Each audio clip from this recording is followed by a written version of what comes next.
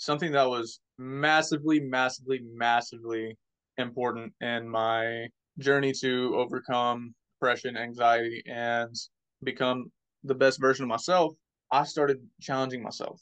Taking cold showers is what I started with. Once I realized that the reason why, or one of the reasons why I felt so depressed and anxious was because my life was easy. I had nothing to do, nothing to think about other than the depression and anxiety. Mm, And when I started challenging myself, it really, really, really started showing me that I can overcome my initial feeling of this. What else can I overcome? You know? mm. And I took my first ice bath in May of this year, 2023. And holy crap, man. The adrenaline rush that I got after that, it was amazing.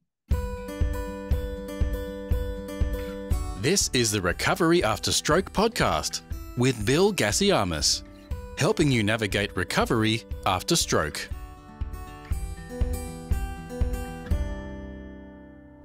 Hello, everybody, and welcome to the Recovery After Stroke podcast. This, for the people who are on YouTube watching, is the first copy of my book, which means I am one step closer to finally making it available for purchase. But it's not ready yet, and it's not my fault. There were a few errors that we picked up in the printing. The front cover is a little bit not exactly as I'd like it to be, and the colored pages inside the book have a couple of little errors with the color. Now, that means that we're one step closer. Once again, another step closer, another step I didn't know that was going to be there. But it should be ready soon and it will go live. And I promise as soon as it is ready, I will let everybody know. Thank you to everybody who has already downloaded the first chapter free. More than 100 people have already downloaded the first chapter free. The feedback has been great. So thank you for that. The free chapter is still available. You can still go to recoveryafterstroke.com/book and fill out the form, and you will receive the first chapter free in your email a few moments later. The book is called The Unexpected Way That a Stroke That Became the Best Thing That Happened, and it shares 10 secrets from stroke survivors that will transform your life. If you are a stroke survivor with a story to share about your stroke experience, now is the perfect time to join me on the show. The interviews are not scripted. You do not have to plan for them. All you need to do to qualify is be a stroke survivor who wants to share your story in the hope that it will help someone else who is going through something similar. If you are a researcher who wants to share the findings of a recent study, or you are looking to recruit people into studies, you may also wish to reach out and be a guest on my show.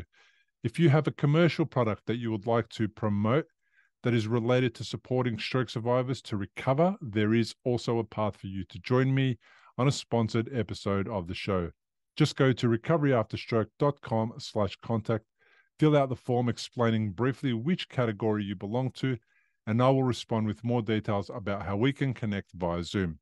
This is episode 276, and my guest today is Tristan Gibson, who was just 20 years old when he experienced a brainstem stroke in 2019 and is now on a journey of personal transformation to be the best he can be. Tristan Gibson, welcome to the podcast. Thank you, Mr. Bill. I'm honored to be here. It's my pleasure. This is your first podcast. This is my first podcast where somebody is sitting in a room that has a red light on, and this Yes, sir. it looks weird. It looks like it's one of those filters that people put on their images these days, but we'll talk about that a little bit later. Tell us first a little bit about what happened to you. So actually, I was talking to my family today, and they corrected me. I was told that I've had 8 brain surgeries. They said it was 8 brain procedures. So I'm not sure how to distinguish that. I consider it 8 brain surgeries because that's what I was told.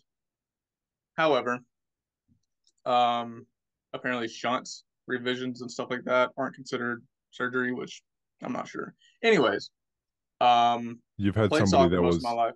you've You had said what? people, but you've had people go into your head 8 times. Yeah, basically.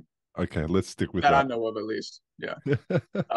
So I played soccer most of my life, fell in love with the sport, became my identity.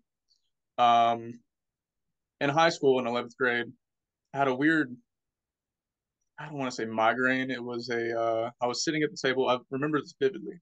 I was sitting at the table with my family and I was eating spaghetti, watching, I think it was Big Brother. We were big into Big Brother at the time. And I looked up from my plate and looked at the TV, and I could only see the right half of the TV. Could only see the right half of whatever I was looking at. So I kept calm and finished my food, went to my room to play video games, could only see the right half of the TV. So I went to my mom, who's a nurse, and I was like, I can only see the right half of whatever I'm looking at. She looked at my eyes, they were unevenly dilated, whatever she said, rushed me to the hospital. Come to find out, I have a brain cyst. Doctor said it shouldn't grow because it's made out of skin cells or something.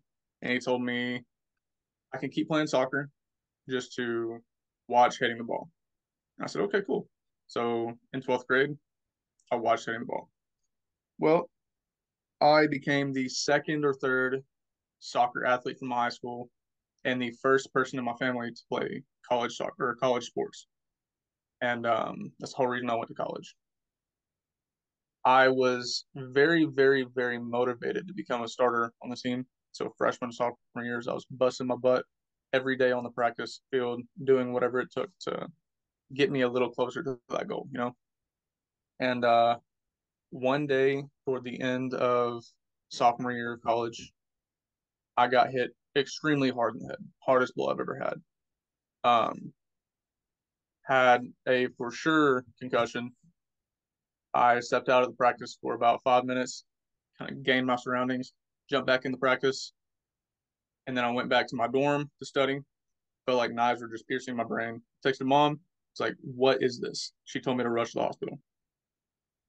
Come to find out, the cyst had grown and was blocking our spinal fluid flow, which is called hydrocephalus.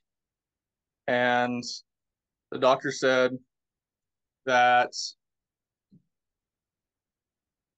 if I didn't have the surgery, within 6 months, I would be in a coma, which looking back almost seems a little bit like fear mongering kind of thing, you know?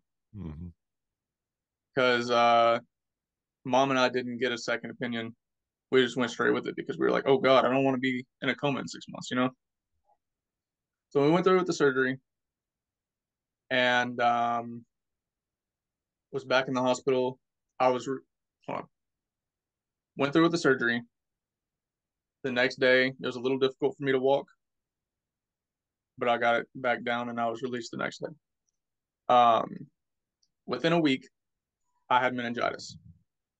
Rushed back to the hospital, spent a week in the hospital for meningitis, and I was released after that. So went back to college, and I was getting back in shape for soccer. I was working every day, um, just out there with my brothers and all that. And then one morning, one night, whatever, like at 3 a.m., I just had this, it felt like a fire was burning from the base of the shunt in my head to the end of my shunt in my abdomen. And my roommate rushed me to the hospital. I don't remember anything. The only thing that I remember from each of my hospital stays, whenever I had surgery, was the way I like to frame it is think back before your first memory, before you were born. What do you remember seeing and feeling? Nothing. Exactly. I had what I like to consider the peaceful, dark abyss. Saw nothing, felt nothing. It was the most peace I've ever felt in my life. So you can imagine my stress and my anxiety and my depression or the stress, the anxiety, and the depression that I felt when it seemed like I went to sleep one night in my apartment, woke up at my grandparents' place, and half of my body isn't working. And my head hurts, and I have this weird thing sticking out of the top of my head, and I don't know what happened, you know? Stop Didn't for a know who sec. I was. Pause. Let's Okay. pause for a sec. I just want to pick you up on something. You Okay. said my anxiety and my depression, and then you changed your words. You said Yes. the anxiety and the depression. What? Yeah. Tell me what you just did, because it's really important for So, people to hear. yes. So I struggled with crippling depression and anxiety for almost a year. And it's still something that I'm kind of working on, but I've overcome it.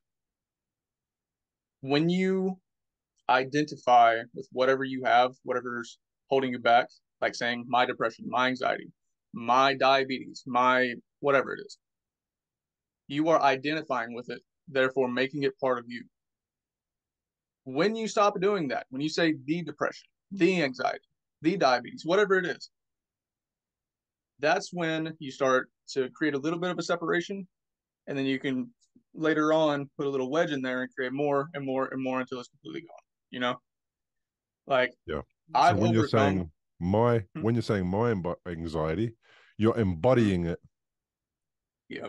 And you're setting it in stone. And your words, every time you repeat that, are going down that path and setting it further and further and further. So the idea is to not make it yours, just talk about it as if it's something that you have, that you're dealing with temporarily, that you're going to get better from, overcome, work with, transform, whatever the term you want to use is, rather than making it embodied and a part of you. Yes, sir. So the moments that I learned the importance of the language that we used, I immediately started implementing that. And it's not something that's easy to fix. After 20, 21, 22 years of talking the way I was talked, I mean, 3, 4 years later, I'm still working on it, And I mean, it's a difficult thing to change, but it is so worth it. That is the first thing that I started doing to overcome that depression and anxiety, And I'm glad that you stopped me on that, because that's a great explanation. When you woke up at your grandparents' house, how old were you? I was 20. So I went through all of that at 20 years old. And what do you, Captain Obvious question to Captain Orangutan, and we'll talk about that in a minute. Yes, sir. Is what caused you to experience anxiety and depression at age 20? What was the underlying deep cause? Not, I couldn't play soccer anymore, but there was more to that, right? Oh, yeah.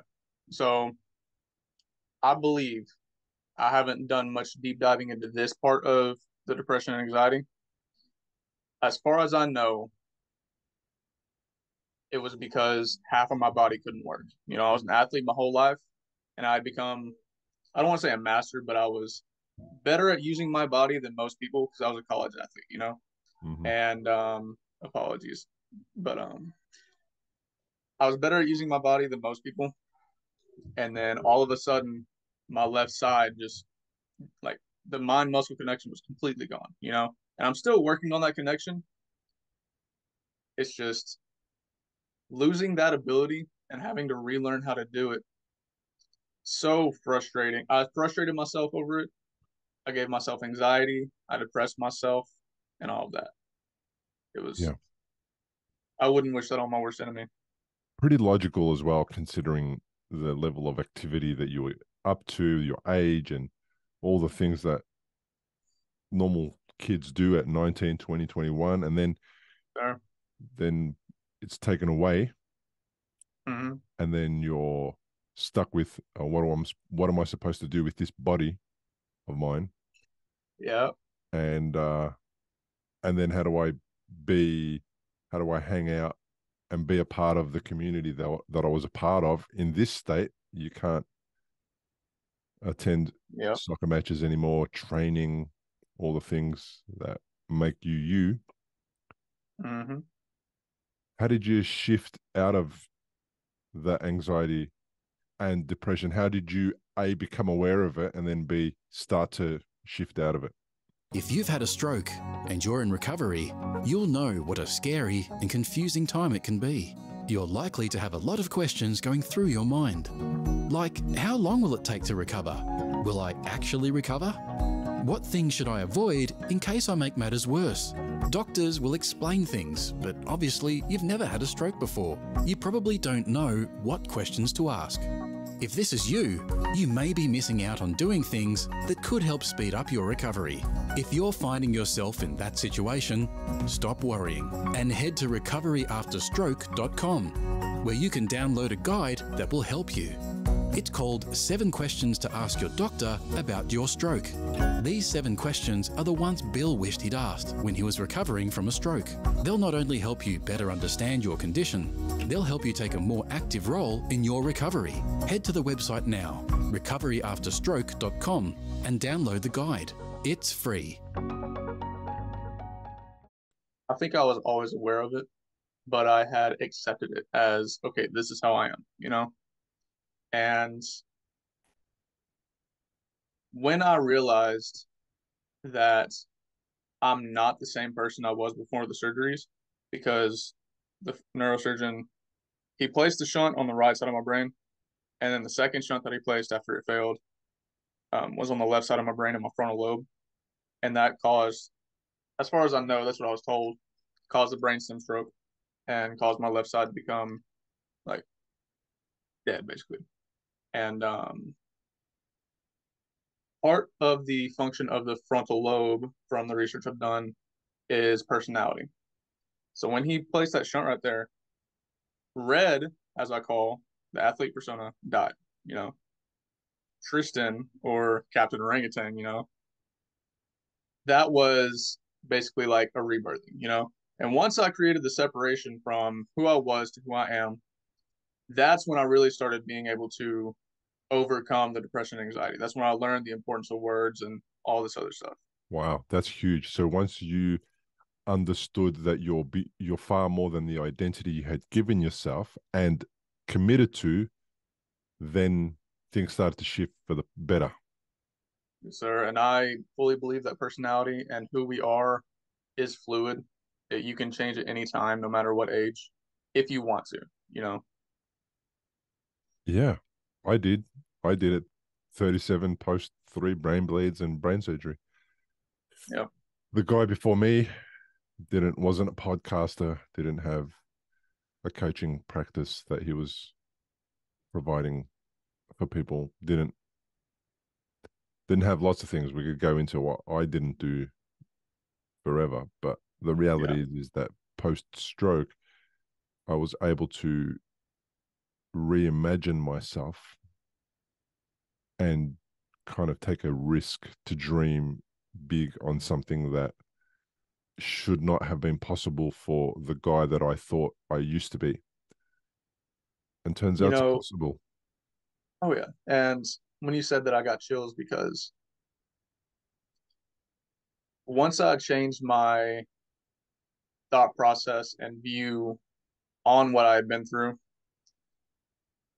I was really able to like start embodying and becoming the highest version of myself.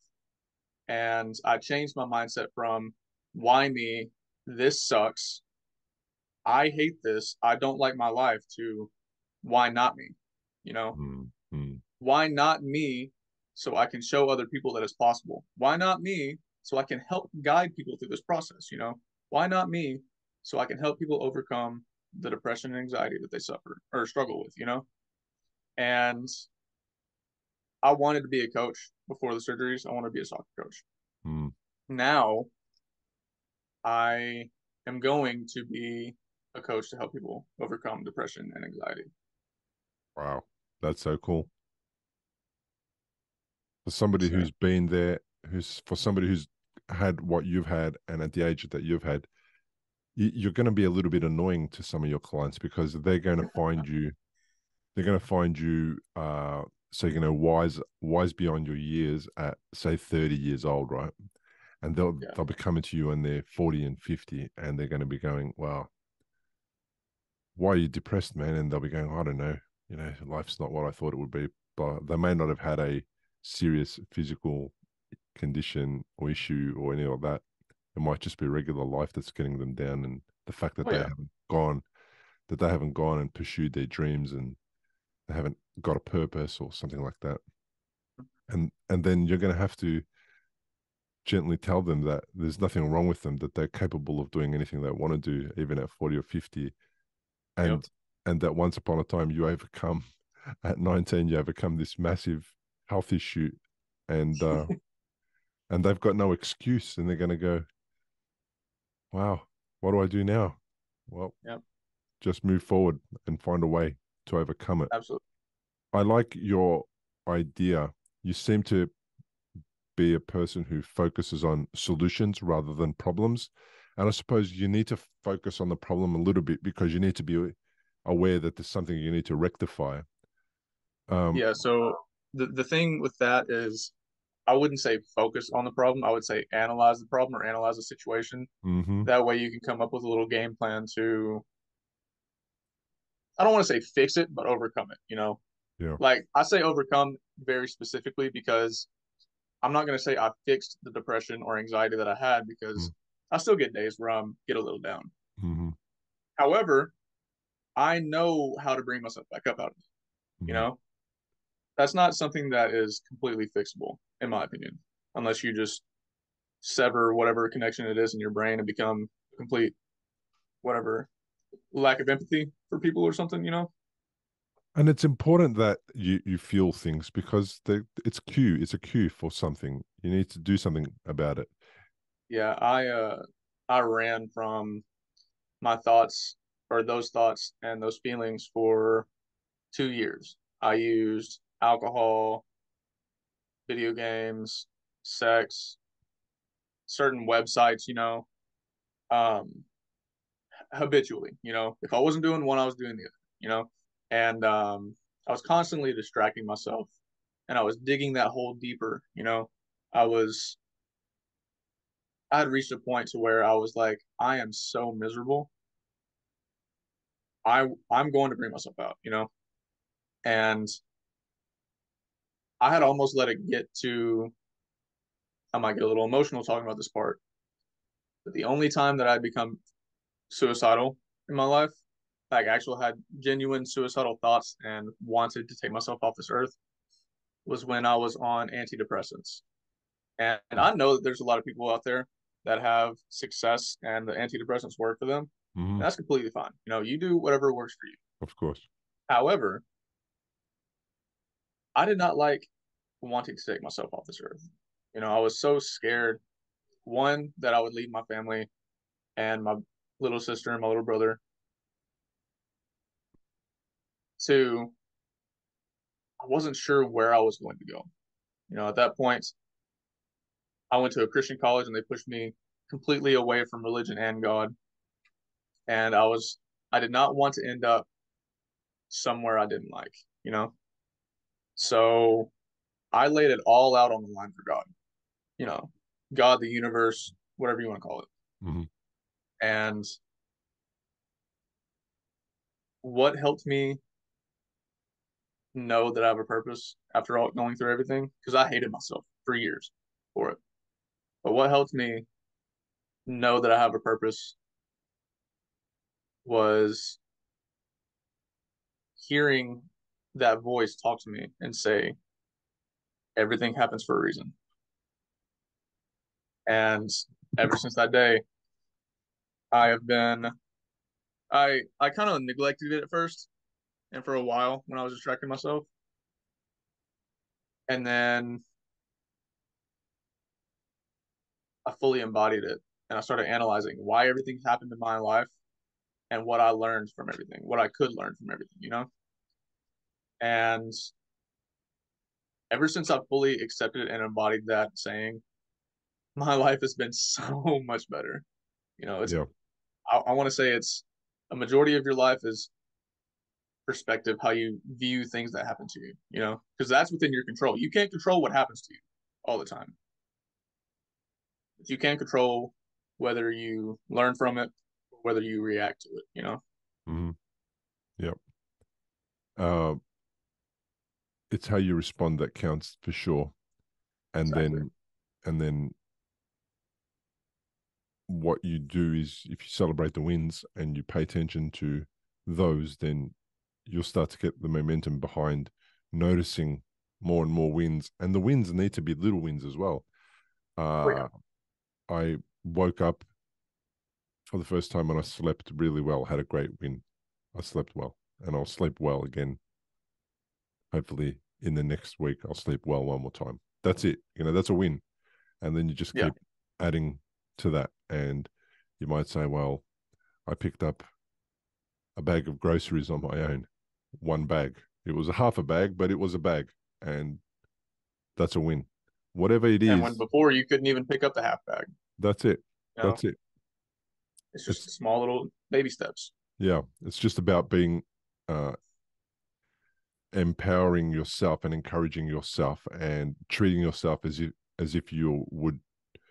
It was one of your best friends that was going through this struggle, and you wanted to encourage them and let them know that they're actually overcoming this and they are going to be able to solve some problems, and they're going to be able to have some recovery and improve and all the things that you would definitely encourage your friend about. It's Oh about yeah. making And yourself a friend. yeah. And my grandparents have both had a stroke. I have a baby sister. So one way that I like to remind them that their body is relearning how to work Mm, is I'll tell them, how would you talk to Kendall in this situation? You know, mm, mm, I'm like, would you get mad at Kendall for dropping a glass or dropping a bowl or whatever?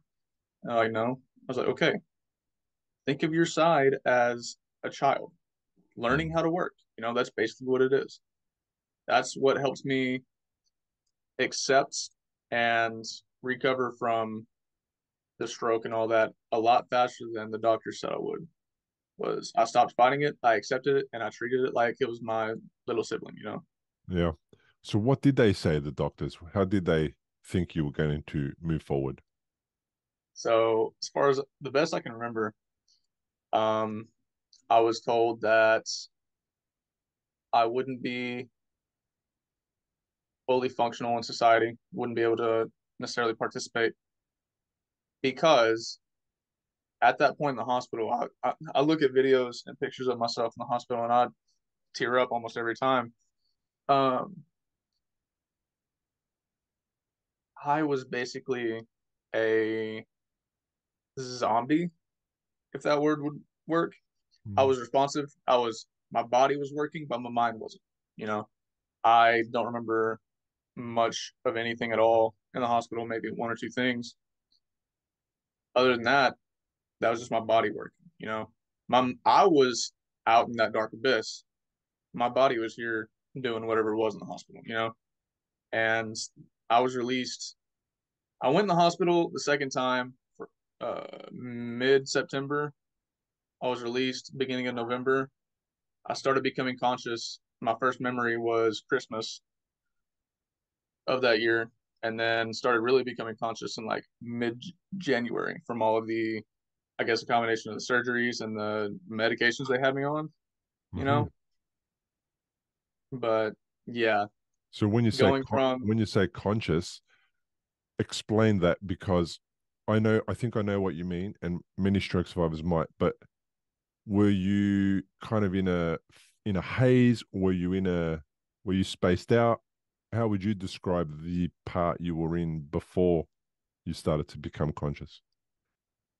I don't know how I would describe it. I wasn't necessarily conscious in this space, and I wasn't aware that I was in that space until I started becoming conscious in this space, you know? It was Uh, more like at that point, I had no beginning. It's like I was waiting to be put inside a body, you know?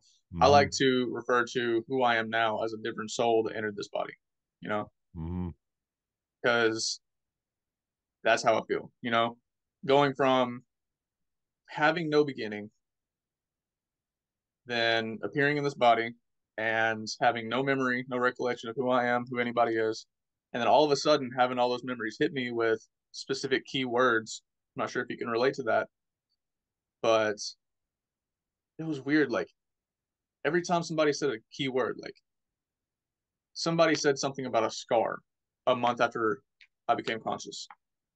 And all of a sudden it just popped in my head. That's why I was back in the hospital again, because scar tissue had built up around the end of my tube or into the tube, you know? And I had a whole wave of emotions. Like I cried after I remembered that. because it was like a piece of me came back. Uh-huh. And then with each piece that came back with keywords, I was becoming, I thought I was becoming red again. However, I was becoming me with Red's memories. Who's Red? Red is the athlete persona Ah, that lived my life for 20 years. okay. I I hear like to you. make that distinction because I look at that version of myself and who I am now as two completely different people. That version of myself was very reactive, had no control over his emotions, had no knowledge about health at all, um, anything like that. And after everything I've been through, I became very conscious of health, all aspects, mental, emotional, physical, because Hmm. I am working to become the best version of myself so that I can pass on those traits and knowledge to my future kids and break a bunch of generational curses that maybe not necessarily be in my family, but in society as a whole. That's a pretty cool thing, man. I love that. That's a pretty Thank good you. mission statement. My The thing I got out of that, amongst other things, was that your version one and version two is very separate and distinct. That's kind of how it is for me too. Yeah. And a lot of stroke survivors talk about their version two. This is version two, or this is my Mm-hmm. new life, or this is me after stroke. Is there's definitely a separation, and they do go for a better version of themselves, or an upgraded version of themselves, or an enhanced version, or whatever the word is. But for me, I use the word better version of myself, and Mm-hmm. it's a constant um, it's a constant journey to improve every day, daily, to just find ways Oh yeah. to improve, and it's a successful journey. It's a big responsibility, because when you take the step to say I'm going to become a better version of myself, you start noticing all the things you need to fix. And then there's so many of them. You have to really get good at going, oh, I'm going to fix this one, because if I fix this one is going to sort out all these other little peripheral ones. But it's a big job, because you're forever working on improving. Oh Uh, yeah. I'm in therapy once a month. I'm in, that's psychology, right? I'm Yeah. a psychologist once a month. I'm forever online researching and reading and discovering. I'm always trying to dial in my nutrition. Uh, Mm-hmm. I'm always trying to be a better podcaster, improve my sound quality, what I put out in the world, so that people can consume it, and it's positive, and it's supportive, and it's not junk consumption, because Yep. what we consume becomes us. So I hear you, but it's a big task to be the person who's going to become a better version of themselves. And I think it's okay that it's a big task, because it's the life's work. And then you've forever got something to do, and it's never going to make you bored, and you're never Oh going yeah. to have space for uh, unnecessary thoughts that are going to persevere and be there for a long, long time. They get replaced, Exactly. because there's no space for that, because we're working on improving. So how can you Mhm. those thoughts can't proliferate? So I My love thing is, your approach.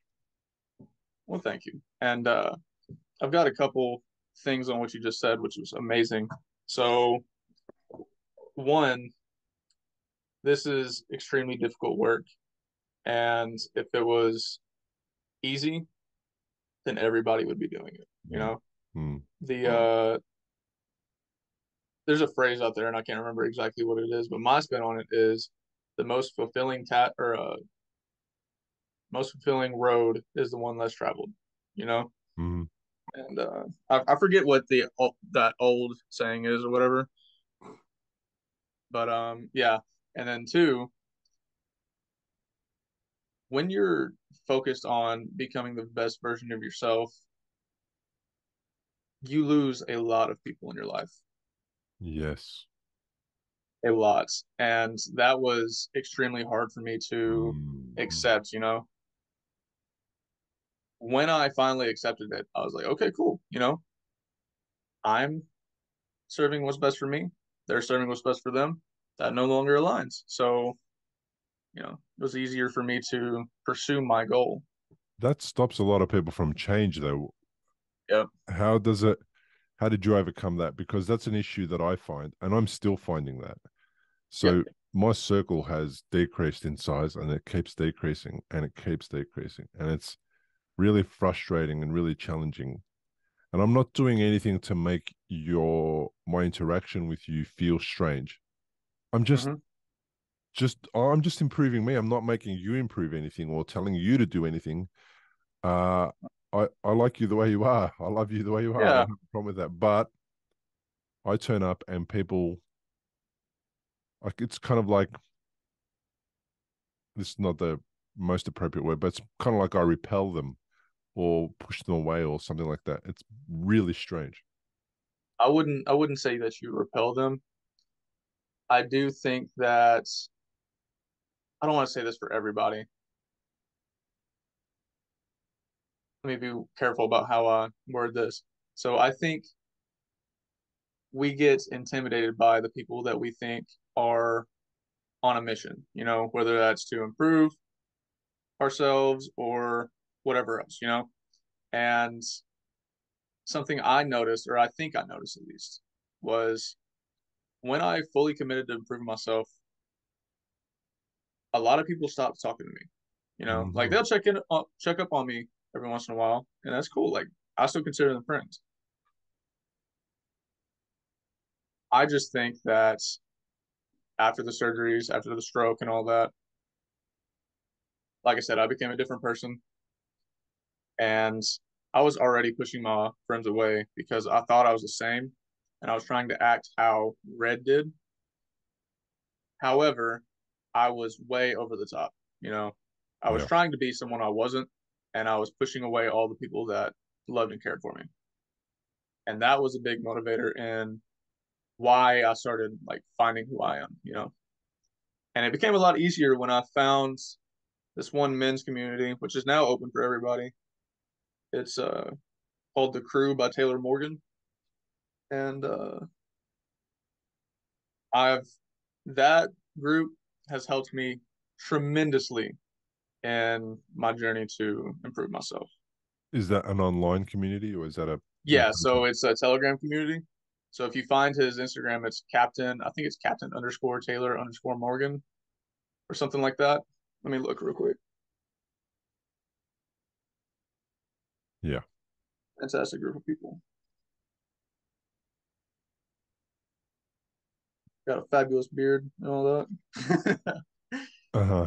uh, let's see. Yeah, it's Captain underscore Taylor underscore Morgan. Right. His community, extremely helpful, extremely knowledgeable, and it is recently opened up to everybody. Right. So Fair enough. So that kind of gives you some, is it some guidance? Gives you some it gave rules, me some a structure? it gave me a brotherhood that I could feel a part of because Mm. I felt alone in this journey. And once I found a group, a community that was like, I know where you've been or where you are, I can guide you through this. I was like, okay. So they are extremely supportive and they'll also hold you accountable, which is amazing. Yeah. The the one red flag for me when I look at groups like this is that these guys get put on a pedestal. And very early on in my journey to kind of be a better version of myself. Uh I got caught up with the Tony Robbins crowd. Now, not in a bad way. Tony Robbins is one of the most biggest motivational Oh kind of yeah, yeah, yeah, superhero rah rah kind of guy, and he has a massive billion-dollar business about trying to improve people. You know, he came through the early '80s where he was considered the guy who could fix anything, transform anything, remove fears from people, all that kind of stuff. And he's really good at what he does. And he's written a couple of books, but he's best known for his um, massive stadium-sized 4-day uh, courses or events where you do a whole bunch of transformational stuff, and then you can sign up and go through to a whole bunch of other stuff if you yeah. want to. And I didn't go that much further, but I was very interested in listening to his uh, back then his cassette tapes, his CDs, and his videos, and it was all about language and about how you go about paying attention to the things that you're doing that are getting in the way of your own um, Oh yeah, journey that you're not noticing. And you know, he studied through the NLP crowd. He came through as a neuro linguistic programmer and all this yeah. kind of stuff. So it's really cool. Um, but then he did some things that really burst my bubble about him, and I felt like it was just a kind of sham, but it wasn't a sham. It was just that I had him on such a pedestal, and I was only 25 or 26 or something like that. I had him on such a pedestal that when he was shown to me to be human, I really took it the wrong way. I really got offended and upset and Oh yeah, thought that the whole thing was just a way to grab money, which it is. There's definitely a portion of that to monetize. There's absolutely no issue with that. But it took a while for me to regroup and to find my bearings and to hmm give this guy a little bit of leniency, a little bit of a break, and to say, hey, I, I, I think what I did was I must have embodied it as part of my identity more than was appropriate. And then yeah. it was a jolt to my identity to be able hmm to see this guy as being human and then adjusting. And I did, and I know this now, I can explain it now, but I didn't know it then, but it was real hard. Um, so I noticed that this guy here, he looks superhuman. He looks like a Viking almost, and he's got He looks, yeah, he looks like a badass pirate. he looks like a Um, good looking liver king, you know, like yeah, yeah, he's gonna like that one. Um, no, so I think what you were just like the phrase that popped in my head when you were explaining your story was never meet your heroes, right? It sounded like he yes, had become your hero, right? yes, But in this community, it's an active community where just about everyone's active, right? And you're talking to each other. So you're already seeing the human aspects of the people that are guiding you through it. You're seeing the human aspects of everybody else, you know? yeah. And that is something that actually really helped my journey because I wasn't putting them on a pedestal. I was like, okay, they understand where I'm at and they're helping me get through it, you know? I hear you. So what you're saying, it's more interactive, whereas I got to Yes. interact with Tony Robbins once, which was at a fire walk. So on day 2 of his big 4-day event, you do a fire walk. So they set up the fire during the day, and then at night, everyone lines up. And I'm talking thousands of people lined up and walked, Holy crap. walked along those hot coals. And that was the real big moment in my life that sort of shifted in my head is I actually walked along the hot coals. And I know technically there's supposed to be a way that most people can get it done, but my belief system wasn't that I could do it. And when I did do it and I didn't get burnt, Mm-hmm. um, there was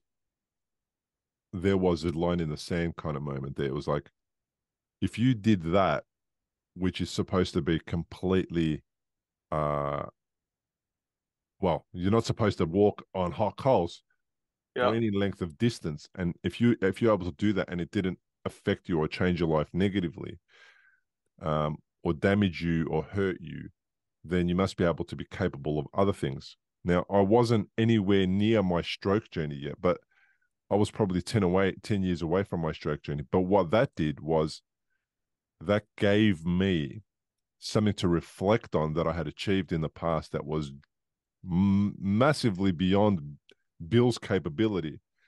Mm-hmm. And you can see how you then, and then at the end of that line was Tony Robbins, and I shook his hand.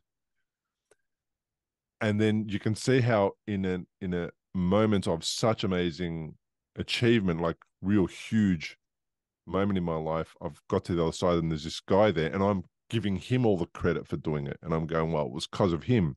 It was because of him. Yep. Now, he's not the person that created that for me. He's made the platform available. He didn't make me walk. I Mm-hmm. walked.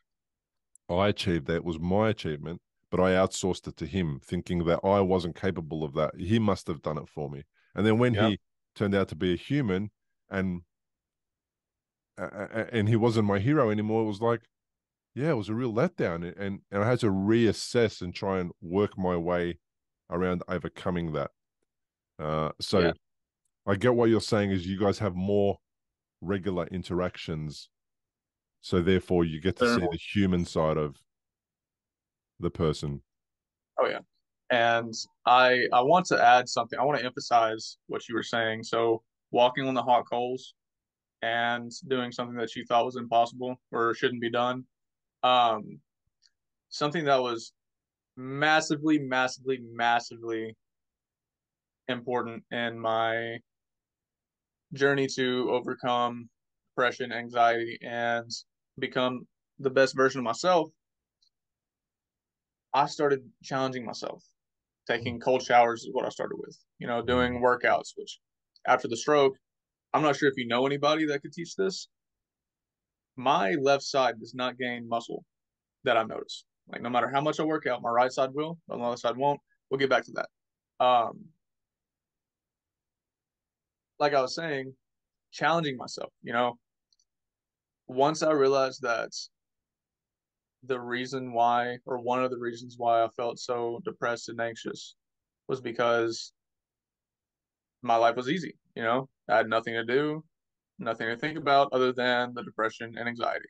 Mm-hmm. And when I started challenging myself, it really, really, really started showing me that I can overcome my initial feeling of this. What else can I overcome? You know? Mm-hmm. And I took my first ice bath in May of this year, 2023. And holy crap, man. The adrenaline rush that I got after that, it was amazing. It was with Taylor Morgan. I was at one of his immersions, and that was the most challenging and the most amazing feeling I've ever had. Mm-hmm. Because ice baths, you're like, who would sit there in a bath of cold water? Who would sit there in a bath surrounded by ice? Mm-hmm. And then you do it, and you're like, I'm that MFer that will sit in a bath of cold ice. I like it. I did that, and Uh-huh. Okay. that showed me that I could overcome it. You've just done a huge thing for me. So I just realized that what I was, because I've been thinking about ice baths for years, and Mm-hmm. what I've done is I've created the same mystery, and this is not what Bill does around an ice bath. And Mm-hmm. just now, when we talked about the firewalk, and I overcome that, and that Bill doesn't do that sort of stuff. Well, that's what I've done with the ice bath. Is I've put the ice bath in this category that Bill doesn't do, and the ice is cold, but the time that you sit in there can't actually burn your skin. It can't damage your Mm-hmm. skin, and it's less potential for harm getting into an ice bath than there is walking on fire. So I think you Yes, might sir. have helped me just overcome and realize that I've created this thing around ice bath that and cold that was not necessarily true. Sir, and I will add something onto that. Um, the very first ice bath I took, I fought the feeling, right? I did not like the feeling. Mm, I got in and I got out shortly after. mm, Once I learned to accept the feeling of the cold water all around me that was encompassing my body and realizing there's no point in fighting it, just releasing and surrendering to that feeling, mm. they almost become, actually, no, not almost, they do become therapeutic Yeah, once you learn to accept that feeling. Because hot and cold, they give the same sensation in different ways, or at least how I perceive it. And you can surrender to the feeling of warmth. So once you learn to surrender the feeling of cold, man, it's very therapeutic. yeah. So then let's talk about the elephant in the room. Hmm. You're sitting by what now I think I've realized is a sauna. No, this is Okay. my room. Okay, your room. All right, good. Yeah. It's not a sauna. I thought if it was, that was going to be a first for this podcast. In your room, and Yeah. you are sitting with what looks like a red filter, but it's Well, yeah, it looks like it. but it's actually not a red filter. Tell me about what you're doing in your room and what's going on. You're on So first off, I am very, very broke. I'm a very broke orangutan, staying with my grandparents right now. Um, I have this red light in my room because I learned back in May that red light can help support circadian rhythm health and function. And your circadian rhythm is your internal clock, your sleep cycle. Yep. And having this on at night isn't nearly as detrimental to your sleep health and all of that as having a fluorescent or LED light on Yeah. because it's a calmer wavelength and it's I can give you a couple Instagram accounts to follow and some things to look up to find more information on it. The information's slipping my mind, but yeah. It's kind of the artificial way to mimic the campfire. Yes, actually that's perfect. That's a perfect explanation. Yes. And Yeah. I've heard it's even more beneficial if you have it below eye level because it's like mimicking the sun setting. Yeah. However, I don't really have anything that can put it below eye level, so Yeah, let's you just stick just with need it it. for now. You just need a lamp. One of Oh those yeah, little lamps like I've got in the background here. That's just there. oh yeah. I've got so at night in my house, if we're sitting Mm-hmm. down watching TV or whatever it is, the lights above my head go off, Mm-hmm. and they are warm lights. They're still warm lights, but they're LED um, down lights. We call them here, and the lamp comes on. I've got it on a timer, Mm-hmm. so as soon as it kicks into sunset, the warm lights in the lamp switch on. They're not red like this. They're not that red. My wife wouldn't be up for Yeah. it. And outside of our little dining lounge kitchen area, we've got 6 glass doors, and you can see the courtyard. Yeah. And in the courtyard, I've set up what they call fairy lights typically, but they have a similar warm red hue, and they come on at sunset whenever sunset happens throughout the Yeah. year, and then they switch off at quarter to 11 at night automatically, and they just they're on and off every day, and it's our signal to switch off the lights above the head. And that's awesome. Yeah, and it makes such a massive difference because it helps to decrease the overstimulation in my head with bright lights. They just absolutely fluorescent lights on that. Absolutely, just man, Yeah. they're terrible. I can't cope with them. And So I what's interesting is I'll just finish by saying when the overhead lights stopped working at one stage, it was a noticeable difference to the way I felt about being able to see them outside the glass. It yeah was something that the darkness outside the glass kind of wasn't as comfortable as it was seeing those warm orange glowing lamps before I go to bed. yeah Like, it was interesting. yeah. It's very crazy how something as well what we perceive as small in our lives, such as light and our light surroundings and all that, plays an effect on our health. You know, it's absolutely astounding. I was gonna say something. I forgot what you said that popped this in my head. Anyway, we'll just skip it. Interrupt me if it comes back. So Okay. we've kind of referred to the orangutan a little bit. Now, I think you're awesome play on words here for you because hmm you're a ginger. so let me interrupt you there.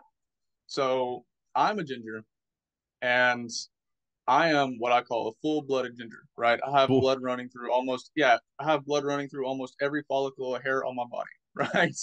All like most of the hair, maybe like 10 strands, except maybe 10 strands is red. So that's why I call myself, I've been calling myself an orangutan for years, but I went through Taylor Morgan's program, Captain's Lifestyle, became the captain of my own life. So now I am Captain Orangutan. Uh-huh. And I picked it, one, because it's funny, it's memorable. Yeah. Two, nobody else in the world is using it. Three, it's very unique. Like I said, nobody else in the world is using it. And the program that I'm creating is called the Orangutan Way. Yes. Yes. I'm teaching people the way that I overcame depression and anxiety. Yes. All right. Now it's huge. Your program is huge, right? Because you have a lot of steps. We won't talk about all of them, but basically the steps are words that have emerged from the letters of the orangutan way. Okay, so the is not part of it, it's just orangutan way. Yes. And at the Orangutan, there are Mm-hmm. words associated with that. And then for So, the word way, there are also words associated with that. So pick out of the words, and I'll provide some images on the show notes of this so that people watching and listening who are curious, they can go and have a bit of a look.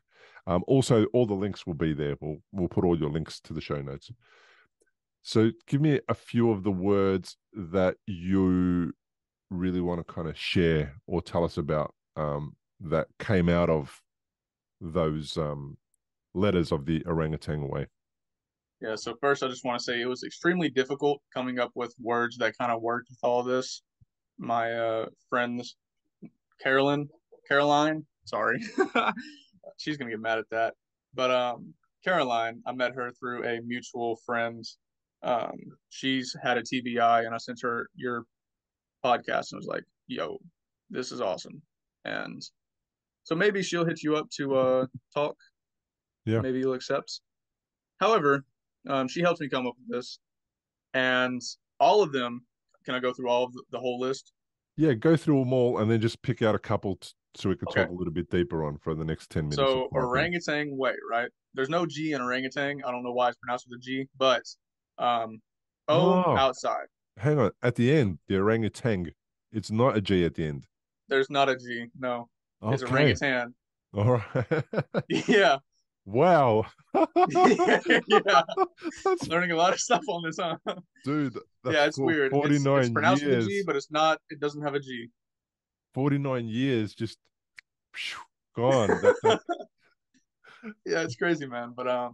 so orangutan way. How about that? Okay. O outside. R rest. A accept. N non-conform. G ground. U, understand. T, transform. A, affirmations. N, never. W, welcome. A, acquire. Y, you. Right? Okay. I think I know which ones I want to talk about. Okay. Okay. N, non-conform. What's that all Yeah. about? So society, the way I view it, after doing a lot of deep inner work and really like analyzing how I think and why I think the way I think and how I perceive others to think and why they think what they think. Non-conform, my version of it is don't conform to the idea that you can't overcome whatever you're going through, right? Now, there might be some things that are literally impossible for you to overcome, but the fact that you think that you can't overcome it makes it a hell of a lot harder for anything, right? Yeah. Depression, anxiety, a lot of people think it's a mental illness. And if they give it that title, then it makes them feel like it's impossible to overcome it, you know? Mm. So non-conform to the idea that you can't overcome whatever you have, right? What's the next one? The next one I liked is welcome. Welcome change. Welcome better times. Yeah. Yeah. The good ones. I like the non-conform one because if you particularly did conform in the early days to what the doctors said, Mm-hmm. you might have proved them right simply because they said it. Exactly. And Yeah. yeah, yeah, you're exactly right on that. Yeah. And welcome change is probably inevitable and the thing that's going to be happening the most. It is more it's more definite than taxes because some people can Oh yeah. find ways to avoid taxes, but you can't avoid change. So I want to point something out. So you said it's probably inevitable. Change, the way I see it, you're going to change, whether you know it or not. Mm, You change to your new job, your new life, your new girlfriend, wife, your new kids, whatever. Something in you changes with each of those new steps. And after having a very traumatic experience, like going through a stroke or having a bunch of surgeries or whatever, you're going to change. Whether that change is positive or not completely depends on you. mm, And I believe after going through something as traumatic and profound and life changing as what we have, I think that if you take control of what changes, you can completely change not just your life, but the lives of people around you and the lives of your future family for the better. Because if you just let change happen, it could be bad, or you could perceive it as bad. But if you go out and chase change and challenge yourself, you can make whatever change you want, you know? yeah. What's good about this is a good question to ask around change. Change is thrust upon you, something happens, and it seems like it might not be pleasant or it's difficult or whatever. And then if you ask the question like, what could be good about this, or what Mm-hmm. what what might come from this that I didn't expect that's going to be beneficial or helpful? Yeah, that does help to make change a little gentler. It makes it possible for you to see So, the possibilities of change. yeah, so when I was reacting to the change, I was always asking, why me? Why did I have to go through this? Why couldn't everything be like everybody else? Once I changed my mindset, it was like, what can I learn from this? How can I adjust? How can I improve? You know, because the time that I wanted to go back to my old life and all of that was the time that I suffered. I suffered so bad. The time ever since I accepted the change and have capitalized on finding things that I enjoy doing now and taking control of the direction that I go with whatever changes, I have been learning to thrive, you know? And it's a process and it's not easy. Yeah. So, what's the hardest thing about stroke journey for you, or what was the hardest thing? So I recovered extremely fast, according to all of the doctors and all of that. Um, I attribute that to the fact that my consciousness was in a different place than my body. My body was just going through the motions, so my mind wasn't holding me back.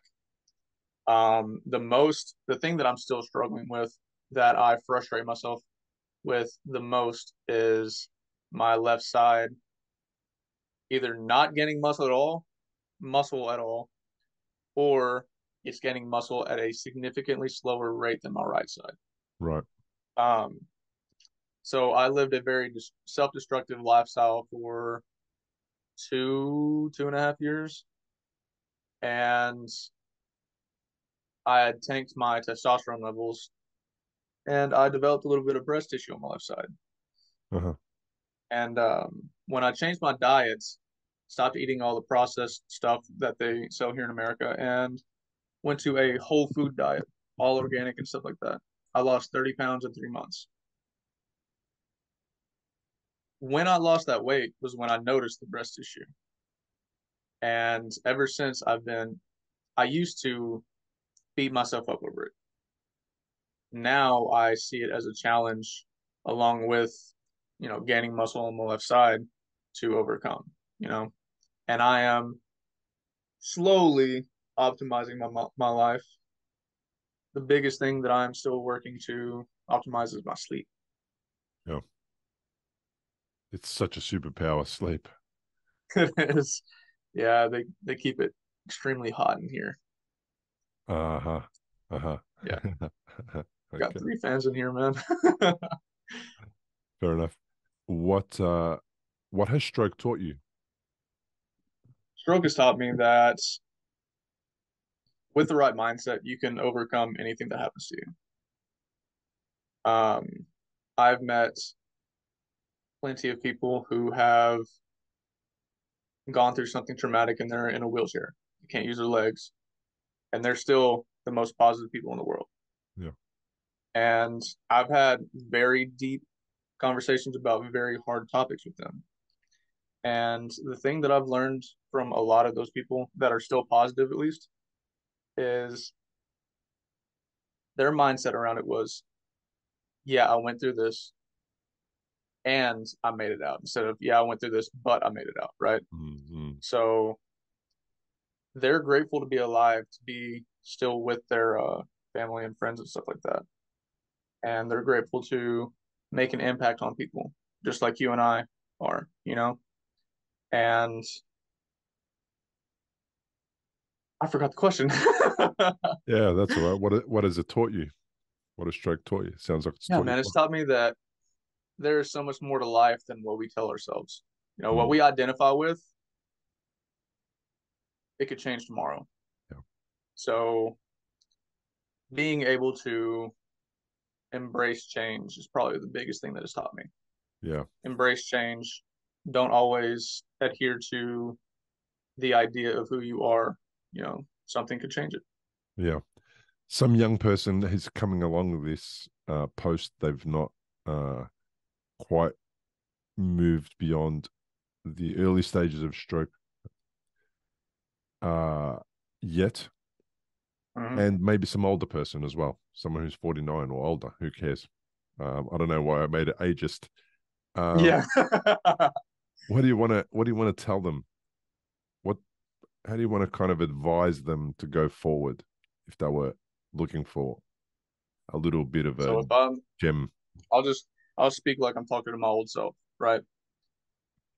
You might be thinking that this is some bogus saying that everything happens for a reason.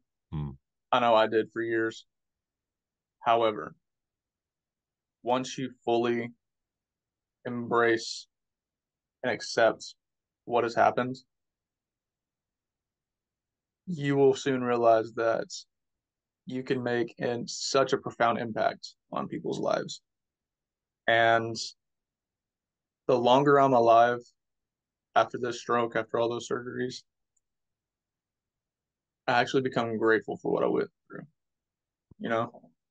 And I know Tristan from 3 years ago is looking at me and like, why are you saying that? Why the hell are you saying that? Don't be stupid. Just, I don't even want you to trust me. I want you to try, at least try accepting that everything happens for a reason Yeah. and start thinking of ways that you could both help yourself and help others. Yeah. And it's important to the fact that people go down the path of sort of living the everything happens for a reason lifestyle is then applying a reason that makes it worthwhile. And Exactly. usually helping other people creates, well, it creates the possibility that what you went through was worth going through because now you're impacting positively somebody else's life. So the reason that you apply to it is important, and you are the person who gets to apply the reason uh, that your setback occurred or your health issue occurred or whatever it was. And that reason could be literally anything in the world. Yeah, It's whatever you most align with, in yeah, my opinion. yeah. It happened to me so that I could be a better father. It happened to me so that I could be a better husband. It happened to me so I could be a better Bill.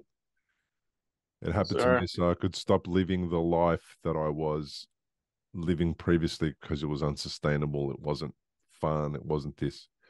And you could just come up with 1,000,000,000 reasons why it happened to you.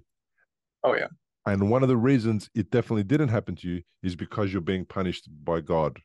That's Yeah. And it, yes, it definitely did not happen for that reason. that's the mindset I had for like 6 months after this surgery and stroke.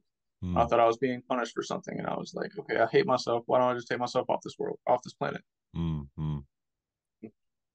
When that voice hit my head, I was like, okay, maybe I'm not being punished. Yeah, But yeah, just start searching. What helped me start this journey was analyzing my old life, the life before, and finding the places where I didn't like the person I was. For mm, me, I was very emotionally reactive. I lied a lot. I played a lot of video games. I distracted myself. I was not present with anyone or anything. I was just going through the motions. And I didn't like that part of my old self. So I decided to change it. yep, So that's the best thing. In my opinion, that's the best thing you can do in this situation. yeah. That's fair advice. Tristan, thanks for reaching out, man. I really appreciate chatting with you. Thanks for being the first person to come to me live via your red light therapy room. Thank you, sir. I And appreciate Bill, that. thank you for holding this podcast and community for people like yourself and myself who can give and receive advice that has helped us along our way. So Yeah, thank you. absolutely. My pleasure. Just before we go, why don't you share with people where they could find you online? And then I'll also make sure I link uh, all of those things to the show notes. Sir, so y'all are probably going to like this one. It's very unique. It's Captain underscore orangutan, ORANGUTAN on TikTok and Instagram. My website is theorangutanway.com. It's still under work. Like we posted it just to see what it looks like and get advice from others. It will be going through some more changes, got some more things to add to it, and I'm working on that program. Um, Full disclosure, I don't have a degree or a certification in whatever I'm helping people with. I have experience. Yeah, So I was told that I can't tell people how this is how they fix it, but this is how I fixed it. yeah, So yeah, yeah. You share your story. That's it. I don't have any exactly. qualifications either, mate, other than 3 brain hemorrhages, and brain surgery, and learning how to walk again. So, So yeah, yeah, basically same. I think I'm pretty qualified. Um, Oh, and absolutely. and I'm not uncomfortable sharing. There is a disclaimer at the end of every one of my podcast episodes. Don't take anything Yeah. I say seriously. Um, Seek out advice from your medical professionals, do all of that kind of stuff. We are definitely Mm, just sharing experiences, stories, things that have worked for us. And if you're curious, what we're kind of trying to do really is we're just trying to inspire people to get curious about what might work for them. And it's up to them. And it's simple as that. What works for me absolutely. won't work for you, and what doesn't work for you might not work for me. So it's all good. Mate, thanks for being on the Exactly. podcast. I really appreciate it. Thank you for having me, Bill.